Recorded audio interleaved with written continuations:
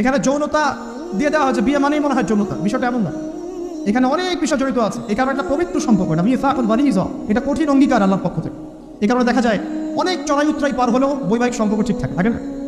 কিন্তু যত দিন যাচ্ছে কি হচ্ছে, এই ভাঙনগুলো বাড়ছে। কেন বাড়ছে? বিকজ বিয়ের আগে প্রেম, বিয়ের আগে অঙ্গের সাথে প্রেম, মুখ জেনা, পর্নোগ্রাফিতে আসক্ত, পরকিয়া, ওই সিরিয়ালস, পশ্চিমা সংস্কৃতি, বস্তুবাদিতা, সব মিলিয়ে বিয়েগুলো ভেঙে ভেঙে যাচ্ছে, পরিবারগুলো নষ্ট হয়ে যাচ্ছে। আচ্ছা, যদি আমি নিজে আপনাকে নসিহত করছি, যদি একজন স্ত্রী আপনার মনের মতো আল্লাহ পাক দিয়ে দেয় এবং আপনার এই স্ত্রীকে নিয়ে থাকার মতো, খাওয়ার মতো, বাসস্থান, অন্য বস্তুর সংস্থা আছে, সচ্ছল আপনি মোটামুটি, এবং আপনি তাকে ভালোবাসেন আপনার মনের মতো, আপনি তাকে নিয়ে সারা দুনিয়ার জীবনে